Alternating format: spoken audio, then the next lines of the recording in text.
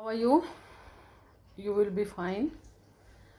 Now I would like to teach you present perfect tense. Present perfect tense, जैसा कि आपको नाम से ही पता लग रहा है, perfect means पूर्ण। जब कोई काम पूरा हो जाता है तो हम प्रेजेंट परफेक्ट टेंस का इस्तेमाल करते हैं प्रेजेंट टेंस में, यानी कि वर्तमान काल में।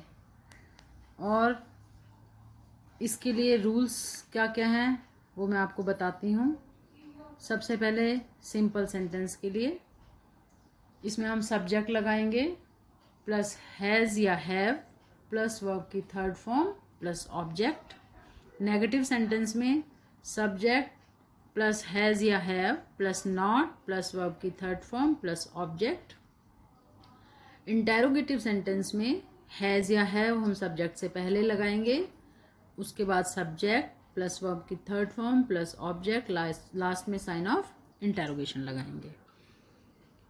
अब आपको ये पता होना चाहिए कि कहाँ पे हम हैज़ लगाएंगे और कहाँ पर हम हैव लगाएंगे।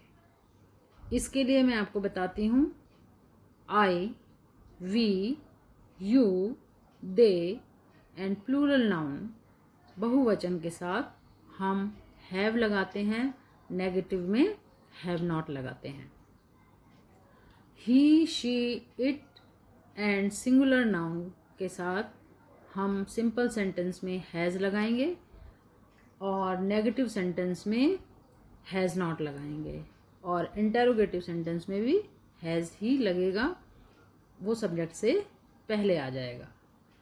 प्रेजेंट परफेक्ट टेंस में हिंदी में इसकी पहचान होती है चुका है, चुकी हूँ आदि।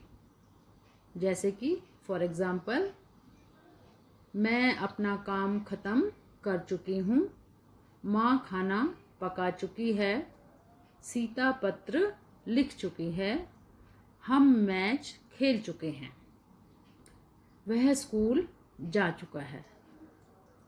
इसका मतलब यह है कि वो काम कंप्लीट हो गया है, और जो काम कंप्लीट हो गया है उसके लिए हम प्रेजेंट परफेक्ट टेंस का यूज करते हैं। अब यूजेस मैंने आपको अभी हिंदी में बता ही दिया है, अब एक बार फिर रिवाइज कर देती हूँ।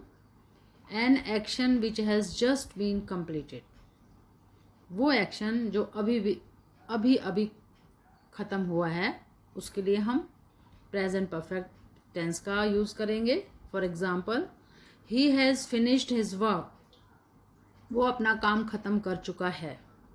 Second, to express an action which began in the past and has continued up to the present, उस एक्शन को एक्सप्रेस करने के लिए जो कि हमने पास्ट में शुरू किया था लेकिन अभी भी वो काम चल रहा है। मतलब जो काम शुरू तो पास्ट में हुआ था लेकिन अभी भी वो काम हम कर रहे हैं।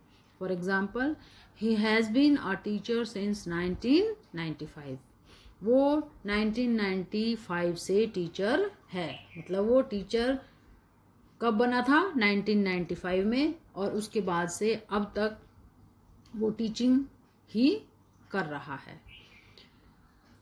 Third, to express an action which happened in the past at an indefinite time, उस एक्शन को एक्सप्रेस करने के लिए जो कि पास्ट में हुआ था और उसका कोई समय निश्चित नहीं है, इनडेफिनेट टाइम है, उसके समय के बारे में हमें नहीं पता है।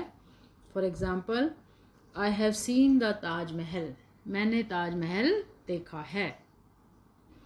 तो हमने ताजमहल देख लिया लेकिन आपको ये नहीं पता कि मैंने वो कब देखा था, ना ही मैंने इसमें टाइम आपको बताया है। तो इस तरह के सेंटेंसेस के लिए भी हम प्रेजेंट परफेक्ट टेंस का यूज़ करते हैं। In the sentences having yet, जिस सेंटेंस में येट लगा हुआ हो वहाँ पर भी हम नॉट की सेंस में प्रेजेंट परफेक्ट टेंस का यूज़ करते हैं। For example, he has not come yet, वो अभी तक वापस नहीं आया है, वो अभी तक नहीं आया है। he has not come yet। Next exercise. Exercise में फर्स्ट सेंटेंस देखिए आप, dash you dash write a letter. अब ये क्या है, इंटेरोगेटिव सेंटेंस है। इसमें क्या आ जाएगा, सब्जेक्ट से पहले हैव आ जाएगा, have you written a letter. Second sentence में yes I have just completed it. Third में he has been a teacher since 1996। Fourth sentence में I have seen the Taj Mahal. Fifth में I have met the author of this book.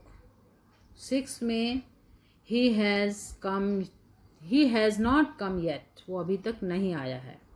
Seventh में they have not visited us, वो हमारे पास नहीं आए हैं।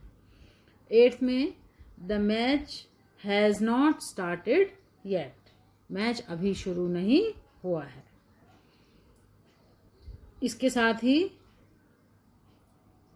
मैं समझती हूँ कि आपको ये टेंस अच्छी तरह आ गया होगा और अब आप इसकी करेक्ट फॉर्म्स ऑफ वर्ब्स अच्छी तरह से फिल कर पाएंगे। इसके जो रूल्स हैं और जो स्लाइड्स के एक्सरसाइजेज हैं सभी आप अपनी कॉपी में लिखेंगे और इनके रूल्स को आप लर्न करेंगे समझकर। Thank you.